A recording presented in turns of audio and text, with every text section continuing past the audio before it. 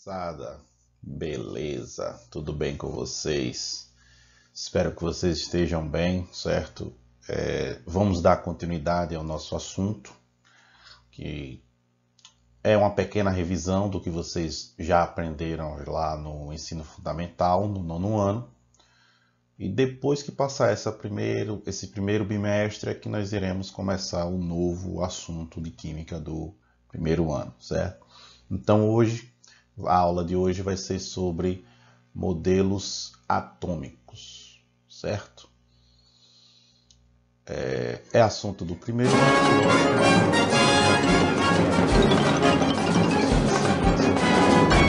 do nono ano, certo? Então, nosso primeiro modelo atômico é a teoria atômica de Dalton, né? Dalton, nosso primeiro cientista, certo? Ele é baseado nas leis ponderais de Lavoisier, que é a lei da conservação de massa, ou seja, na natureza nada se cria, nada se perde, tudo se transforma. E também na lei de Prost, que são as leis das proporções definidas. O que vem a ser leis das proporções definidas? É aquela, por exemplo, se uma dúzia de banana é R$20, 2 dúzias de banana é R$40. E meia dúzia de banana vai ser R$10. Ou seja, existe uma proporção definida, né? Se aumenta, aumenta. E é uma proporção. Se aumenta 2, multiplica tudo por 2. Se diminui 2, se divide por 2, então vou ter que dividir tudo por 2. Então, a principal característica desse modelo atômico de Dalton é o seguinte. O átomo era sua massa, praticamente, né? E segundo ele, o átomo seria uma esfera maciça e indivisível, certo? Então, o que vem a ser algo maciço? Algo maciço é aquilo que não apresenta espaços vazios, ou seja, ele é todo preenchido. Então, segundo Dalton, um átomo ele é uma esfera bem pequena, toda maciça e que seria indivisível, ou seja, eu não poderia dividi-la, certo? Ela toda uniforme, aquela massa. Segundo isso, foi a primeira teoria, né? Dalton foi bastante importante, pois foi a primeira teoria.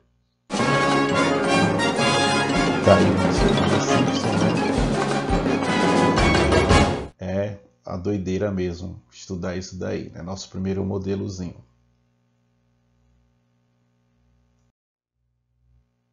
E dando continuidade ao nosso conteúdo, né? Nós vamos ver agora o nosso segundo modelo atômico, que é o modelo atômico de Thomson, né? Então, esse modelo atômico de Thomson, ele ficou conhecido como pudim de passas, modelo atômico de pudim de passas. Por que o modelo atômico de pudim de passas, né? Porque o átomo parecia uma esfera, certo? Positiva, com as cargas elétricas negativas, que no caso seriam os elétrons, incrustados. O que vem a ser incrustado? Ou seja, ele ficava por cima dessa bola, né? Esses elétrons ficavam por cima. Ou seja, se vocês observarem aqui no desenho, né?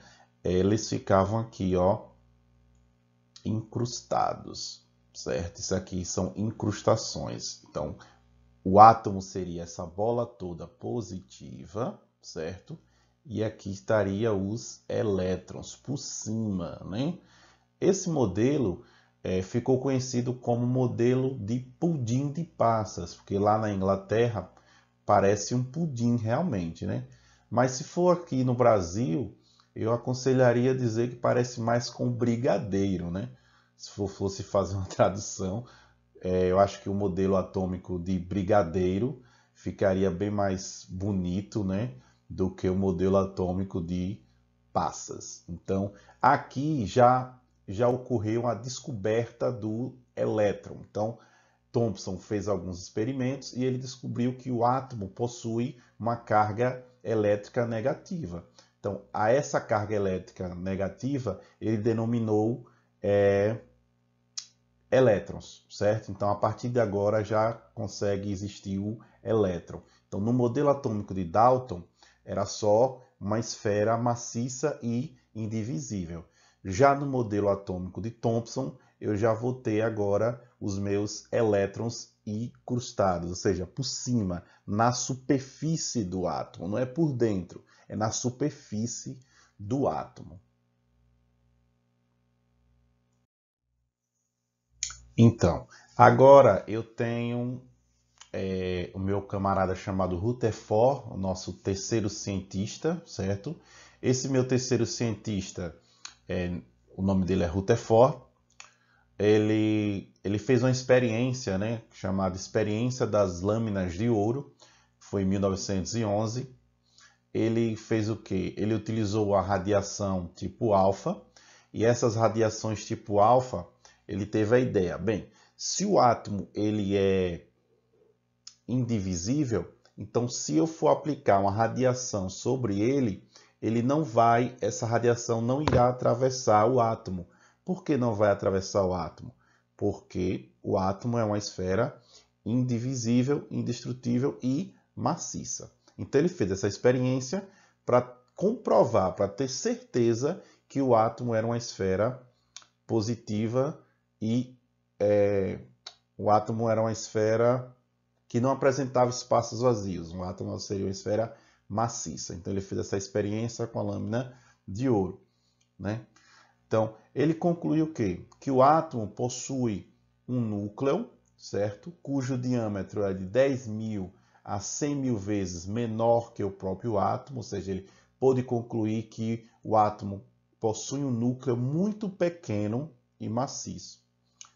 E esse núcleo, ele disse que lá dentro o átomo possui prótons, que são cargas elétricas positivas, certo? E um outro tipo de partícula, que ele não sabia qual era, que ele disse que era sem carga. Só que lá na frente nós vamos ver que essa partícula, que é sem carga, vai ser os meus nêutrons, né? Então vamos lá. Fica de olho aí. Então, aqui está a experiência dele, né? Como é que ele foi fazer. Então, ele colocou aqui num bloco de chumbo, certo? Aqui no bloco de chumbo. Ele colocou um elemento radioativo, um átomo de polônio, ele emite radiação. E aqui está o feixe de luz de partícula alfa, né? Então, ele colocou uma lâmina de ouro aqui. Então, ele imaginava, certo, que o átomo não iria atravessar essa lâmina de ouro, pois o átomo, até nosso cientista Thomson, o átomo era uma matéria, né, que ele é maciça, ele imaginava que seria maciça. Então, esse feixe de radiação iria bater na lâmina e iria voltar.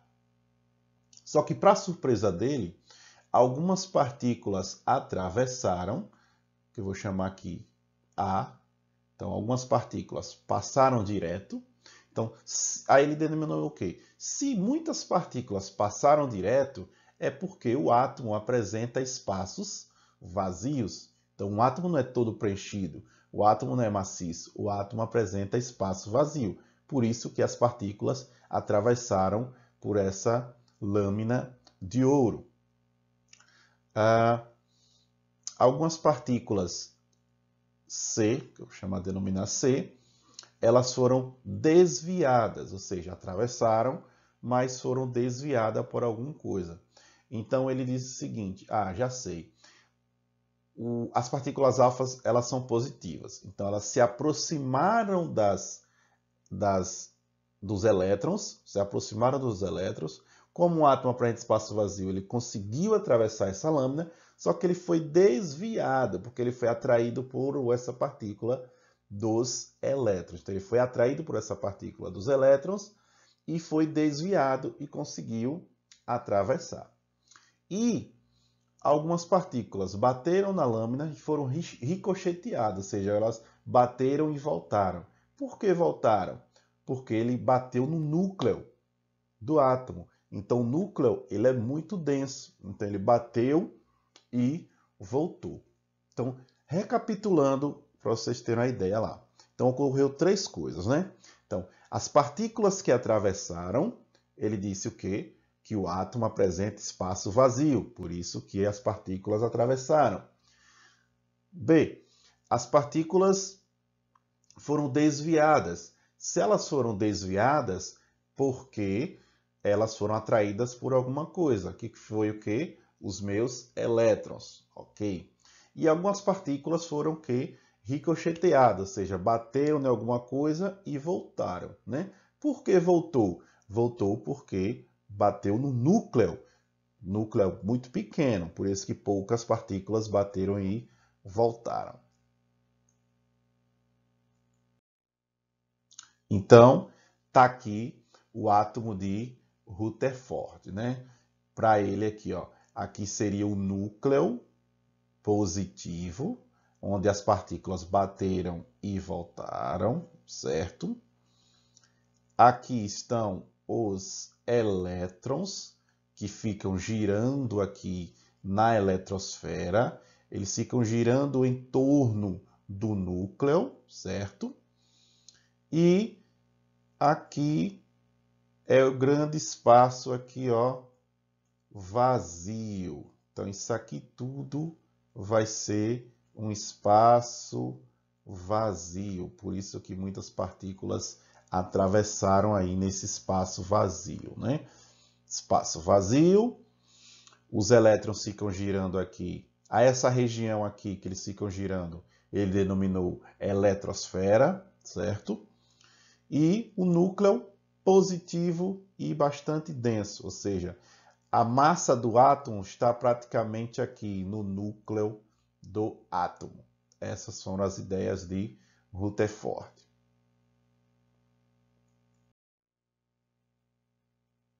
E aí, tudo mais ou menos, né? Tá dando para entender, né? Relógio bonito vocês têm aí, né? Queria ter um assim, né? Beleza, só para descontrair, para vocês não ficarem aí. Então, olha só. Vamos ver o que, é que o boneco vai fazer agora. Será que o boneco vai cair? Vai cair, vai cair. Opa, vou segurá-lo. Caiu, vamos lá. Então, o último modelo ficou conhecido como modelo atômico de Rutherford e Bohr. Então, o Bohr ele era aluno de Rutherford, então ele teve todo aquele arcabouço teórico, né? Ou seja, ele começou a estudar junto com seu professor Rutherford, então ele acompanhou todas as suas experiências. Mas, então, o Bohr, né, ele procurou explicar a eletrosfera do átomo, porque segundo Rutherford, o átomo só possuía uma única eletrosfera. Então Bohr fez alguns experimentos e ele percebeu que tinha alguns elétrons que tinham mais energia do que outros. Então, se alguns elétrons possuem mais energia do que outros, significa que eles estão em posições diferentes. Então, se ele está em posições diferentes, então o que é que vai acontecer, né? Deixa eu passar aqui o slide aqui. Então, o elétron ele move-se em órbitas circulares ao redor do núcleo, né? E essas órbitas têm raios bem definidos e eu vou chamar de quê? De níveis de energia. Então, Rutherford, ele disse que só tinha uma órbita só, então os elétrons ficavam lá girando apenas em uma única órbita. Já Bohr disse não, espera aí, os elétrons ele irá ficar girando em várias órbitas. E essas órbitas, cada uma vai possuir uma quantidade diferente de energia. Então, esse modelo atômico de Bohr também fica conhecido como modelo dos níveis de energia, ou seja, próximo do núcleo é uma energia e afastando no núcleo vai ser uma outra energia, né? Então, quanto mais próximo, aqui letra B, né? Vamos ler a letra B aqui. para cada órbita, o elétron tem um valor de energia. Quanto mais afastada do núcleo, maior a energia do elétron. Ou seja, próximo do núcleo, eu vou ter menos energia. O elétron vai estar mais estável. Quando eu vou afastando do núcleo, esse elétron vai ficar mais energético, certo? Então, recapitulando, próximo do núcleo, pouca energia, e distante do núcleo, mais afastada do núcleo, eu vou ter mais energia. E letra C, se o elétron passa de uma órbita mais afastada, ganhou energia. Ou seja, se ele está aqui na camada número 2, ou nível 2, e ele passa para o nível 3, para a camada número 3, então, ó, saí aqui da 2 e fui aqui para a 3. Então, eu vou ganhar energia, né? Porque quanto mais afastado, maior a energia. Então, se eu passei da 2 e fui para 3, então eu ganhei energia. Beleza. E se eu retornar, passar da 3 e retornar para a 2? Aí eu vou perder energia. Então, eu vou perder. Então, ao voltar da órbita natural, ele libera a energia recebida sobre a forma de radiação, ou seja, luz e calor, né?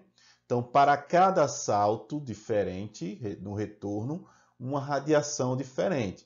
Então, se eu sair das 2 e for para 3 e retornar da 3 para 2, é um tipo de radiação, a quantidade de energia.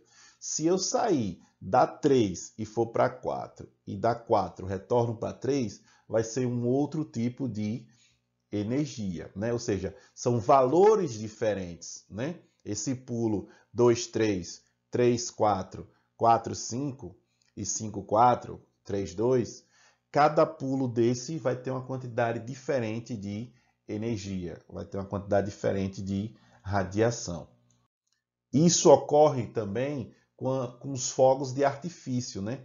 Aqueles fogos de artifício, cada elemento químico, ele vai transmitir uma coloração diferente. Por que vai transmitir uma coloração diferente? Porque esses elétrons vão saltar de uma camada para outra e esse salto, né, vai liberar uma radiação, ou seja, vai liberar uma energia na forma de luz e calor, certo?